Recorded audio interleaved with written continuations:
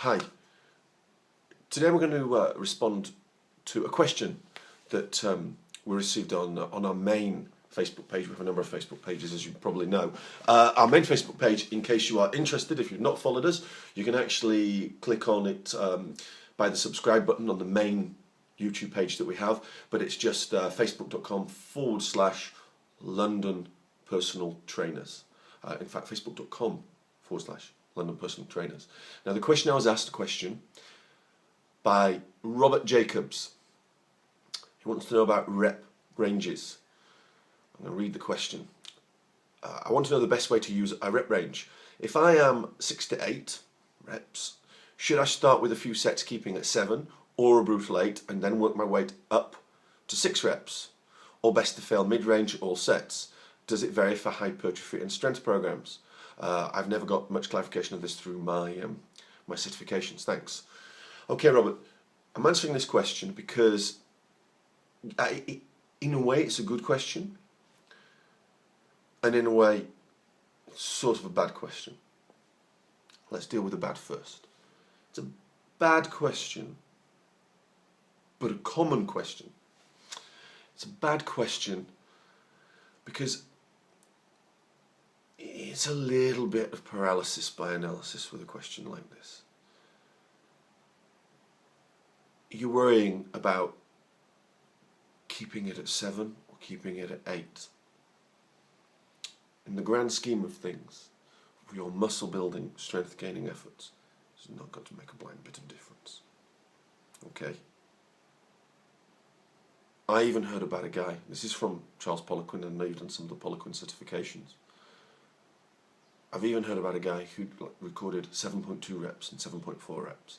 This is taking precision way past where you need it to be. So first of all, try not to overthink. But let's deal with the question. You're working in the 6 to 8 rep range. Okay, I'm not going to use this this quick discussion here to talk about the right the right rep range for hypertrophy, the right way to periodize, because we just get lost in the whole thing. Okay, so it's more, I'm doing a 6 to 8 rep range workout.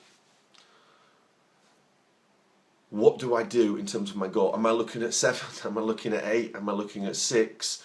Well, if you're doing 6 to 8, work sets, let's say it's 3 sets of 6 to 8, for argument's sake. You should, unless it's a brand new exercise, and even then, your later sets, you should get the weight right. You should ultimately be going for 3 sets of 8.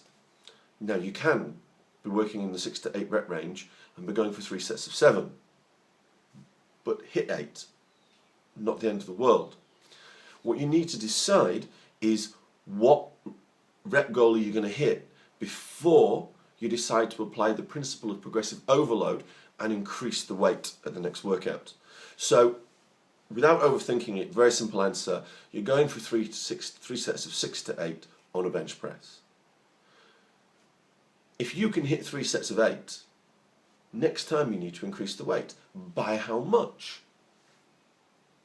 A few percent. Depends on how easy the 3 to 8 were. If the 3 to 8 were really easy, if your first set is really easy, then you need to increase the weight for the second set regardless. In fact, if it was so easy, at 4 reps you should pull the set and just treat it as a warm-up, add a little bit more weight. And when you've got 3 sets of 8 brutally hard, then you know you can increase it. Simple. You asked, does it vary for hypertrophy and strength programs, as in to fail mid-rep range? Well, when you're doing a strength program, you very rarely want to fail. Okay? You're working your nervous system. Yes, you are going to fail. I know some people will tell you in strength training, never fail, never fail. Well, I don't agree with that. The reason why I don't agree with that is if you're pushing to the limit, you're going to fail. There are times when you're going to fail. Some people say your reps should always be explosive when training for strength. I get that, I understand that, and at times, for certain in certain phases of training, I would agree with that. But I mean, if you're pushing the limit, your 1 rep max, the concentric part of the exercise, it might take you 10 seconds to get a 10-second concentric, because you're just getting a fight through that sticking point. Is that a bad rep, or is that a rep where you're stressing yourself somewhere where you've never been before, and then you're going to get a positive adaptive response afterwards? Well, you're going to get the positive adaptive response. So with strength, you're not looking for failure, but if you hit it, great, and you want to push to your limit, so you are going to hit it from time to time. Hypertrophy is more about creating damage to the muscle cell. We want to hit failure much more often. Doesn't mean always, certainly not at every set. Okay? So there's no hard and fast answer, but you are going to look to hit failure. So a classic strength training 3 sets of 8, you really are hit your 8 every time and then increase the weight. Your more bodybuilding one, you might do 8, 8, 7, and then think I'm going to increase it, or 8, 7, 7. I hope that answers the question. The answer to these questions are often, it depends.